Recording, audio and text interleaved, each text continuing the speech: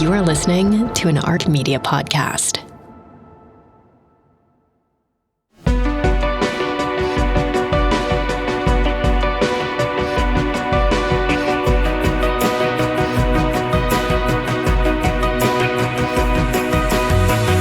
It's 10 p.m. on Sunday, May 18th here in New York City. It is 5 a.m. on Monday, May 19th in Israel as Israelis start their day and anticipate the possibility of or even movement on a new hostage ceasefire deal. Over the past 24 hours, there has been a lot of press reporting in Israel about a possible deal or near deal, to include anything from the release of up to 10 hostages for a temporary ceasefire, perhaps for 40 to 60 days, or the release of all hostages and Hamas having to leave Gaza as an end to the war. At this point, the possibilities range between no ceasefire all the way to an end to the war.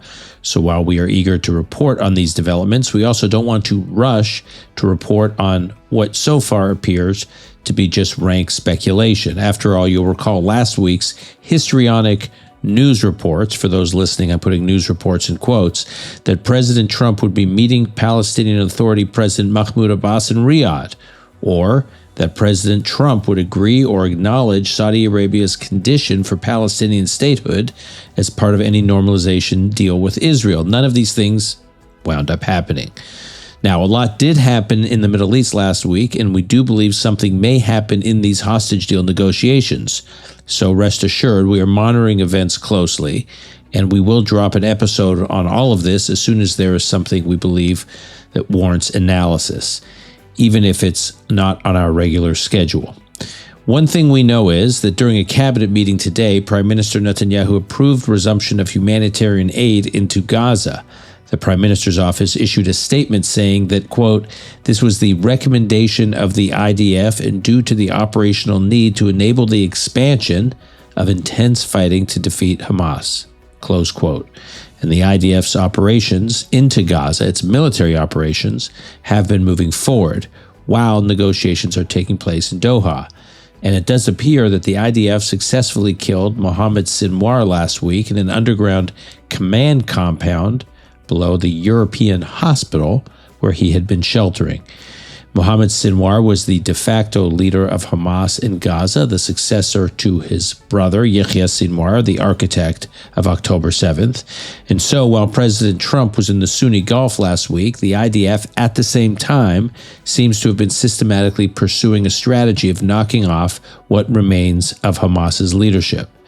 So keep your eyes and ears open for an emergency episode in the next couple days.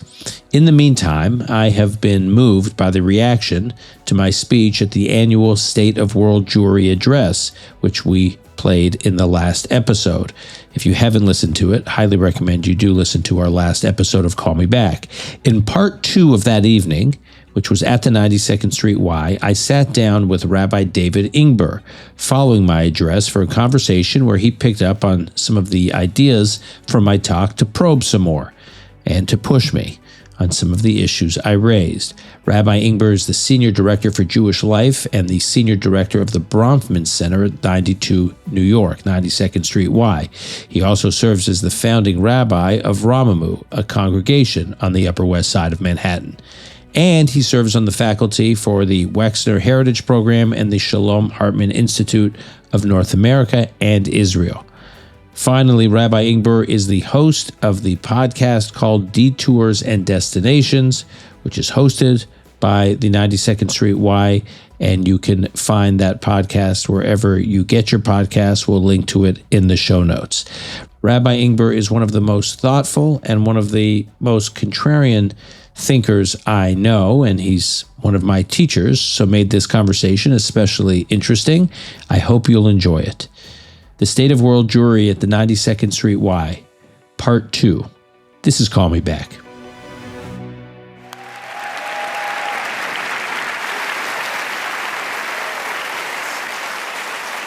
So I want to begin with thanking your wife for giving you the time to work so hard on that. Jeez. Amazing. You know what she said? She said that she now has a sense for what it's like at your home before Kol Nidre. Yeah. That's what she exactly. said. She says, like, it's a lot of work working on a prepared. No, rabbis like state of the world Jewry every high holidays. That's what we do. Exactly. Yeah. Well, you know, I think for a lot of us tonight, you know, you threw a curveball. I think a lot of us were expecting you to come out, Deanna, and talk about what you usually talk about, what's in your bailiwick, like in your, you know, your sweet spot. And you took us on a journey, an unexpected journey. You know, Israel, in your mind, at this moment, counterintuitively, is super strong. And having come out of this hellacious last couple of years and continuing with some 58 of our hostages still there, but still you left that and moved from what my friend Rabbi Michel Tzion used to call the two Zions, like the Zion, right, in Israel and Zion here, and you brought us on a journey into a much scarier proposition, which is the strength of North American Jewish life in the aftermath of 10/7 and 10/8. Just you're not alone in signaling and raising this banner. This has been like part of the Jewish community's struggle for a number of years, decades. Assimilation, acculturation, accommodation, all of those. Why tonight did you focus all of our energies here in our communities? And why did you raise those alarm bells for us? Soon after October 7th, there was an event in New York to raise money for one of the volunteer efforts. And they had brought in, it was Israelis living in New York who were raising money for these relief efforts. And they had brought in the Israelis for their guest speaker, Lior Raz, the star of Fauda, the co-creator of Fauda. And he and I met while he was in for that to get together. And I said, how are you doing? How are you holding up? And he said, how am I? How are you? And I was like, what do you mean? He's like, we're going to be okay. I mean, we're shattered. We're at war, but you're under attack. And Israelis were watching what's happening here. And it's the first time they had ever seen the diaspora under siege like that. I think it's the first time Israelis had really thought what it means. You know, Michal Biton, that's what peoplehood, I think it worked both ways. I think the Israelis were looking at us saying, we're under siege. And then I rattled off for him all the different things that we were doing, the different advocacy efforts and the rallies and and you could just tell there was something missing. Like that's important, and I still believe it's important. But as I was talking, I was like listening to myself and thinking, this is not enough.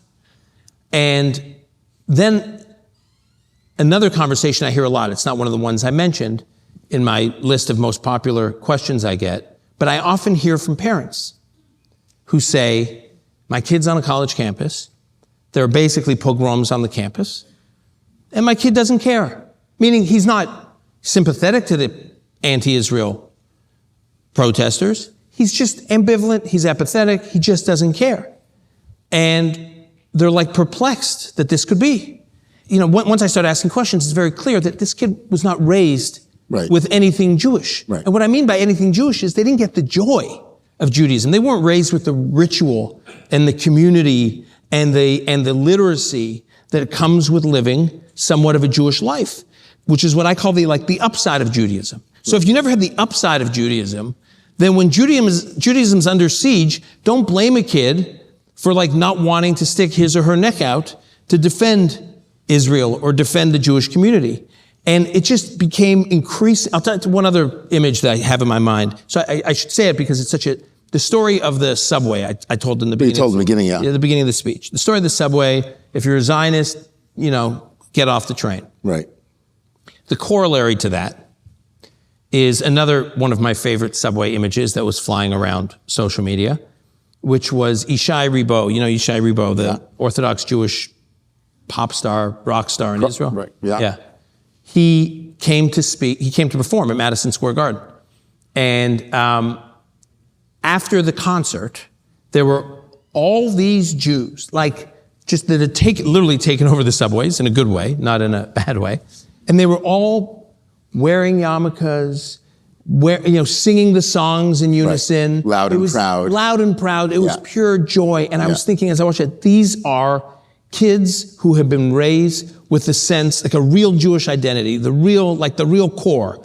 And of course, it wouldn't be surprising that those are the kids who are going to go out there and defend Israel from unfair criticism. So I just look at like the people who are sticking their necks out. They're the ones who've lived the most rich Jewish lives. It's something I've experienced, not necessarily like the kids who were at the Yishai Ribo concert, but I've just seen what a Jewish life, right, and not as observant as yours, I should say. Wait a second. Right. Wait a second. Okay.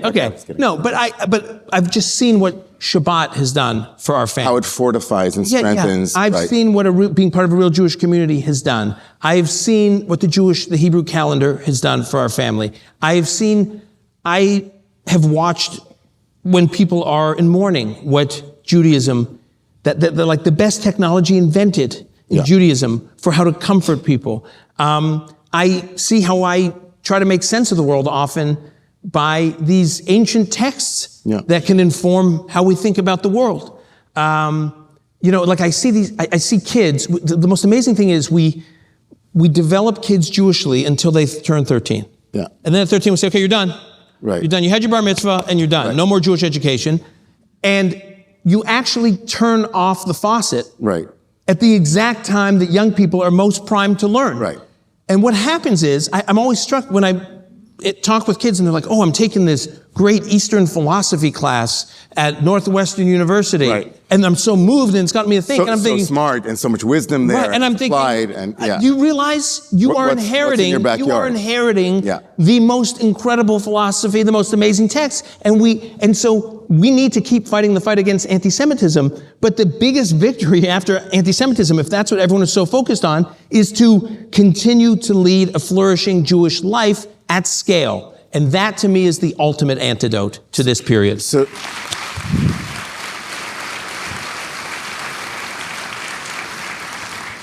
I have to pinch myself to like this moment, like a Shechiana moment is a blessing for having arrived this moment. Here we are talking about the state of world Jewry, and we're essentially talking about things that rabbis and educators have been saying for decades, which is, like rabbis have been saying, how do we get people more involved Jewishly? Like Chabad is incredible, they do incredible work in the world, but what about other alternatives to kind of positive Jewish engagement? Essentially, you're doubling down on like negative identity formation is one thing. The famous philosopher, American, actually Canadian and Israeli philosopher David Hartman, Rabbi David Hartman, spoke of two polarities in Jewish life. Auschwitz, kind of negative Jewish identity formation based on anti-Semitism and that which the world kind of refuses to let us forget, be Jewish. So, and then the other polarity, which is Sinai, the notion of, revelation and positive possibilities and wisdom and all the technologies that you were referring to. So I'm just amazed to hear us speaking about positive Jewish identity as the great bulwark against the madness. Against the madness. Against the madness. But Jewish ideas have often been the bulwark against the madness. Irony that's happening in the last 2 years, which is like we just at least have to note it here, that the Jewish community spent literally hundreds upon hundreds of millions of dollars on Birthright Israel and put all of our eggs into the Israel basket. And thank God we did. How many thousands upon thousands of young people were influenced positively by being able to walk, as you said, a gap year or an experience of birthright. But what we didn't do effectively was birthright Judaism.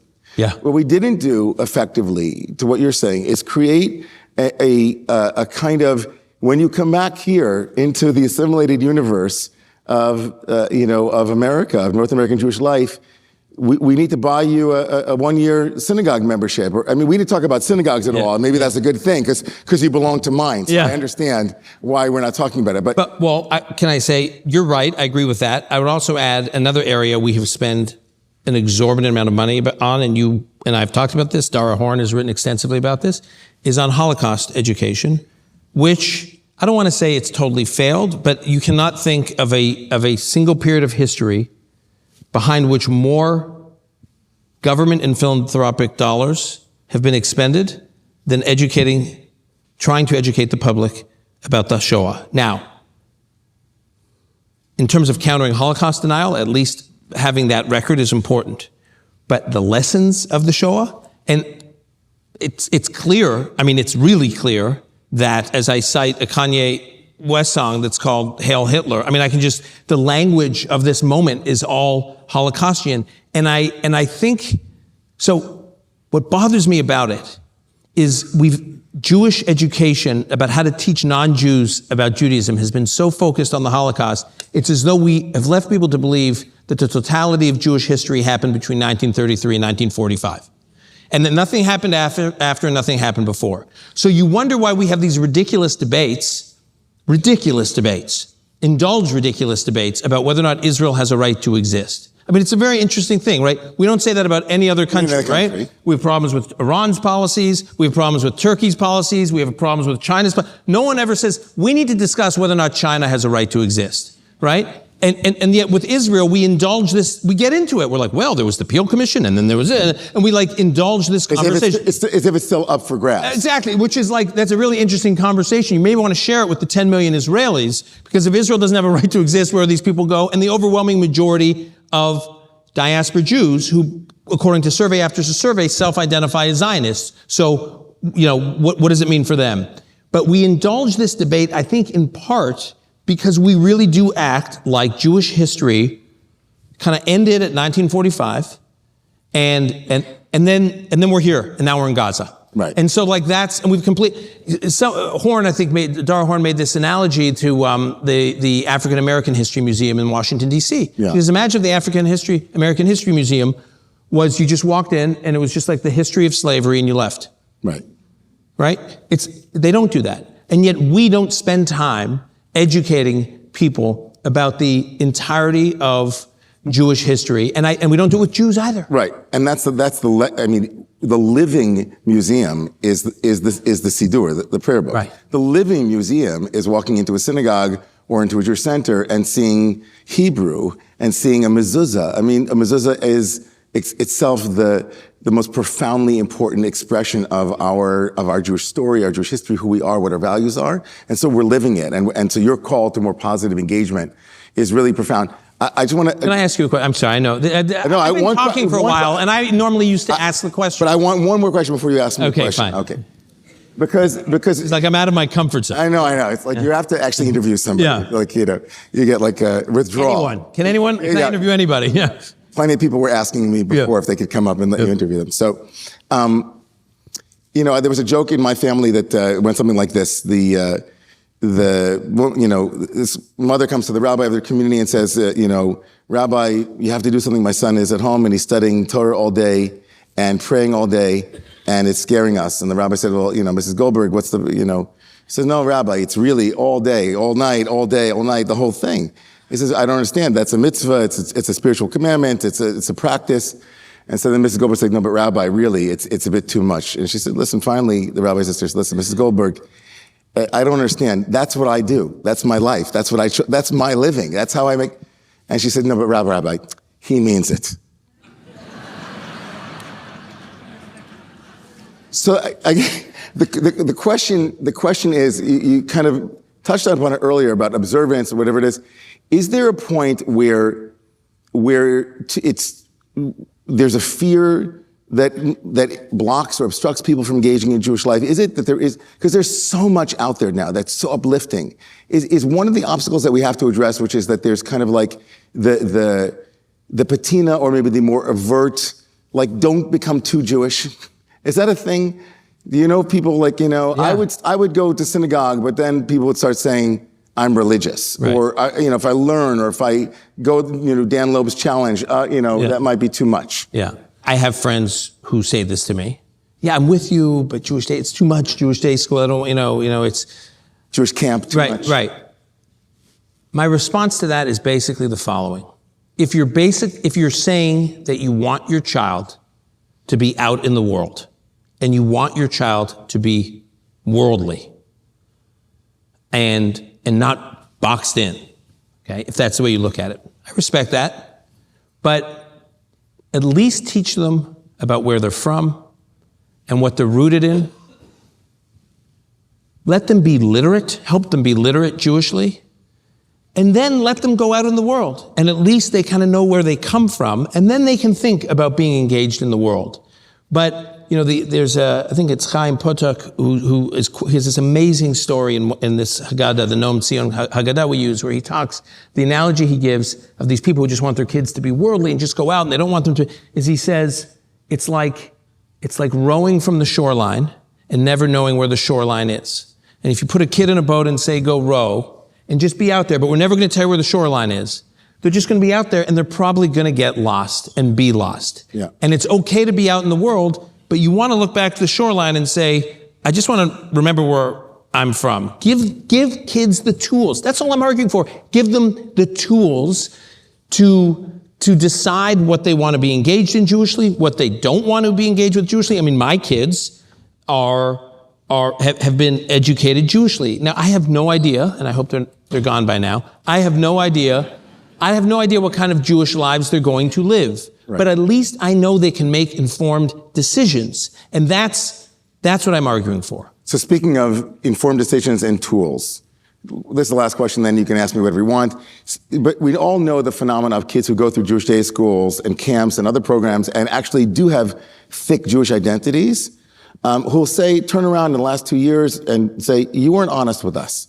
You didn't teach us the Palestinian narrative, and here I am exposed, and I'm exposed to a narrative that I don't know how to counter.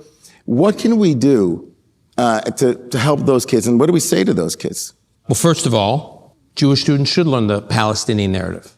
I mean, I want them to be informed about these different narratives they're going to encounter in the world. So I don't think there should be putting them in like this complete little silo where they can't understand how Israel's critics, how Israel's enemies, or how people who have to live either next to Israel or in Israel are who they are. I mean, we should have those tools. Young Jews should have those tools.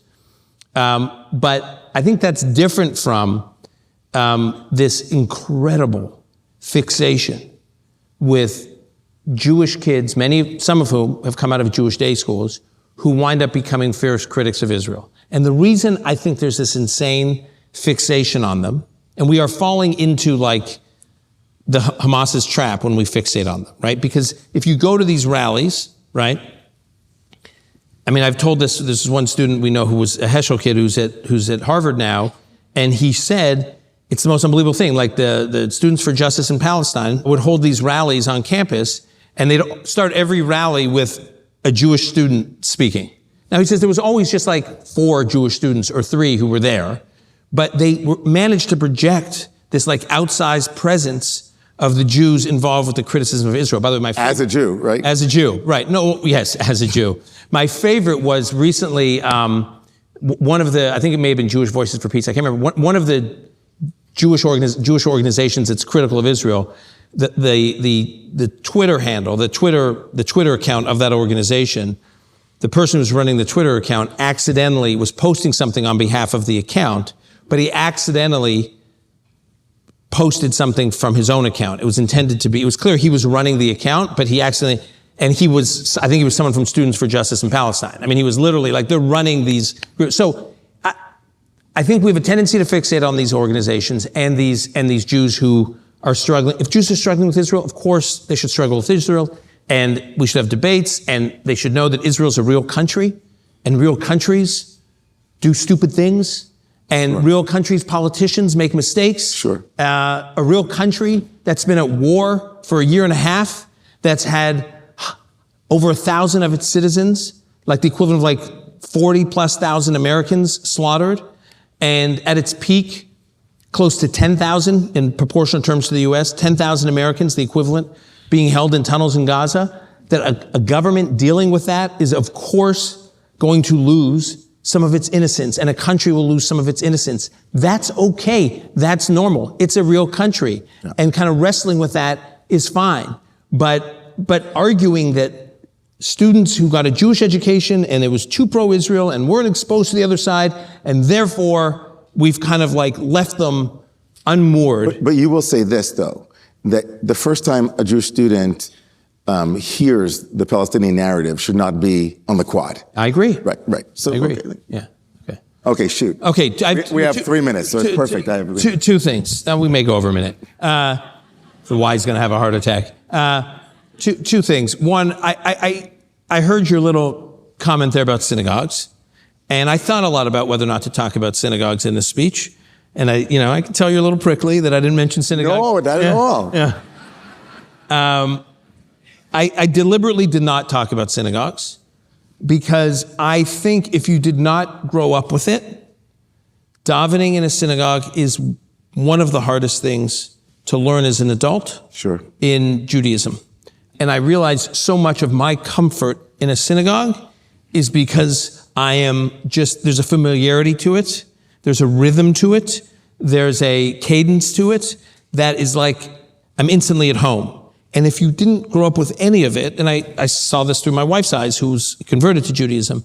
And by the way, the one synagogue she actually fell in love with was yours, which is why we're members. It's a very hard thing to do. And I don't want to, my message is get more involved with Jewish life and get immersed in it. And I want to advocate for the things that I think will have the best shot of hooking people. Totally. And therefore I think gap year in Israel, sending your kid to a Jewish day school, going to a Jewish camp, adult Jewish learning, the lobes, whatever. Yeah. I think there are plenty. I don't want people to feel like they got to be in the synagogue right away because I think that will not help expand our ranks. Sorry, this poor guy. There's a question at the end of it. Yeah, no. You're on the front lines of this stuff. My question basically is, no, really, you're on the front lines. I know you didn't expect me to talk about what I talked about. We talked about that before the speech when I told you what I was going to talk about. You were like, I thought you were going to do Israel, geopolitics. But you're on the front lines of communal Jewish life. So what are you seeing now? What trends? What are your challenges? What are the opportunities you see?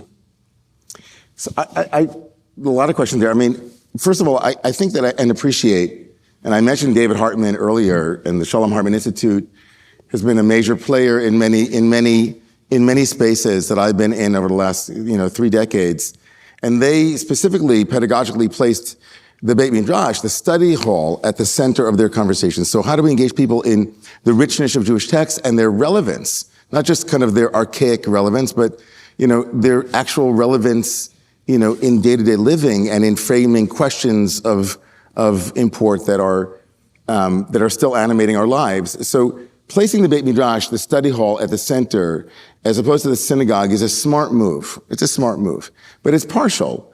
Like, synagogue life is not going anywhere. And the story of synagogue life being eclipsed in the 20th century and the 21st century is also a tale as old as time. Synagogues are not going anywhere because God's not going anywhere. And even for atheists, God's not going anywhere. And that's a great line, by the way. Yeah. It's like a good meme. I mean, God is not going anywhere. Yeah, it's like people are always going to have a metaphysical itch that they have to scratch.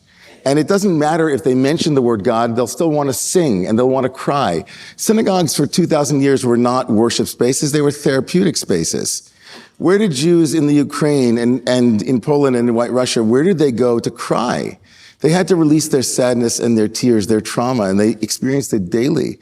And so the house of prayer might be a place to engage the mind, and that absolutely is the smartest and most immediate way to engage our people. But people are still going to look for affect, and they're going to a place for the heart. And if synagogues also can't keep up and be relevant, and also if people don't give them a chance, and if we don't train next generation rabbis who are relevant and who are, Zionist and also liberal and progressive and all of those things, people are going to look for it elsewhere too. And the formative nature of what a synagogue could be in a family's life should never be undervalued. And I think that we need to invest in that too. That's not what you said, but I want to say we should invest in synagogues. Not necessarily mine, but that's also nice. But I think, why not? By the way, pretty soon they're going to think this is like the Colney Jewry donation pledge. There are cards. Everyone has a card. Please bend the envelope. Yeah. As you leave. I think that more broadly on the front lines, I think there's a lot of exhaustion in Jewish leadership. I think a lot of us were looking for a way to be connected in peoplehood when we would say, I'd rather be in Israel. I know it's more dangerous, but like living here in New York City and walking around in New York, it feels like life is normal, and it's not. And we're feeling But like... the Israelis also would rather be in Israel. Exactly. That was amazing. Exactly. Yeah. And so there was a sense that we couldn't recreate that sense of, we could look at each other and say, I know what you're going through, and you know what I'm going through. We felt like we were, in the wrong place. And I think that a lot of leaders that I speak to are exhausted trying to navigate creating those spaces for people, but also still very, right, knowing that they have to, and they have to show up in pretty profound ways. I also think there's been a huge uptick, believe it or not, in membership in synagogues and activity across the board. And like a place like the Y really rose to meet that. I want to give a big thanks to the Bronfman Center and to all of those here in the leadership, the board of the Y and the Jewish Life Committee and the Bronfman leadership and our CEO and Elise, like everyone here at the Y, pivoted towards, like every Jewish institution, how can we support our people and programs and so on. So I think, it's been a very challenging time, but it's also been a rewarding time, and we'll see. Can I, and I know we got to wrap, and I just want to, if we can close, I just want to hit two very important points I hope everybody leaves with. Great. Okay? I can't be more emphatic about the point about us transitioning from being prominent but weak to Jewish and strong. When Douglas said that, it got me, prominent but weak, because I know so many Jewish leaders or Jews who are in extraordinary positions of influence. They are extraordinarily prominent and they want to keep their heads down. I mean, I had Wendy Sachs on, who created that film, October 8th, I think it's called. And she walked through on my podcast the stories of trying to get this film, get some studio, someone, some distributor, anyone. She's going to Hollywood. And by the way, everybody she's meeting with is Jewish. Like the CEOs of every major talent agency, every production company, every studio, and they're all like, and they're like, hey, I'm with you. I agree with you, but can't do it now. Why? It's just, there's gonna be blowback. There's gonna be blowback. And I hear this over and over of people, that's the quintessence of being prominent but weak, right? What is the point of having all this prominence if at this particular moment, you're so afraid to use some of that prominence for something that matters? The corollary to that is, I spoke on Sunday to Bruce Pearl, who's the head coach of you guys know, he made it, his basketball team made it into the Final Four. And there were three Jewish coaches, three of the four coaches who made it in were Jewish. But Bruce, after I think it was right when they got into the Final Four, he gave a press conference, as these coaches do at the end of a big game.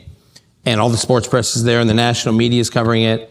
And he says, I want to start my press conference by talking about Idan Alexander. And everyone was blown away. Yeah. And then he starts talking about the hostages, and he starts talking about, and he says, I checked with the guys, meaning the players on his team, and he said, I want to start by talking about this, it's very important to me, and they said it was fine. And this thing went viral of this guy in the big sports event. And so I said to him on Sunday, I said, I'm just curious, did you get any blowback for that? And he said, no, because I just got into the Final Four. He's like, no one's going to criticize me. Right. He goes, if I did that when we weren't in the Final Four, we lost the game. But there was an important truth he articulated, which was... He was there and he used it. Exactly. Used the strength. Esther. Exactly. Mi Yodea. Right. So...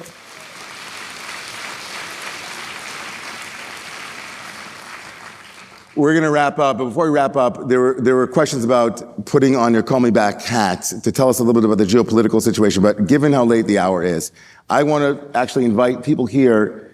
We'll be having Sapir. Is Susan here? Sapir, this coming Thursday night here, Sapir debates will be on the topic of whether or not Donald Trump is good for the Jews.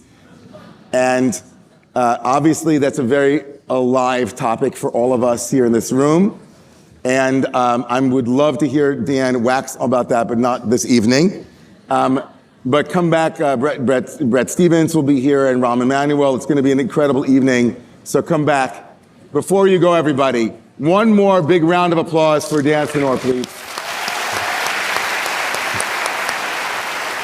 Thank you all, everybody. Thank you all for being here. Thank you.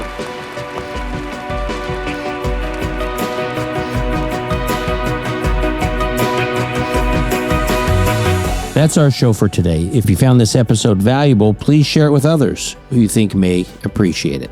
Time and again, we've seen that our listeners are the ones driving the growth of the Call Me Back community, so thank you. To offer comments, suggestions, sign up for updates, or explore past episodes, visit our website, arkmedia.org. That's arkmedia.org, where you can also find transcripts with hyperlinked resources, which will hopefully help you deepen your own understanding of the topics we cover. Call Me Back is produced by ILAN BENATAR. Additional editing by Martin Huergo. Research by Gabe Silverstein. Our music was composed by Yuval Semo. Until next time, I'm your host, Dan Senor.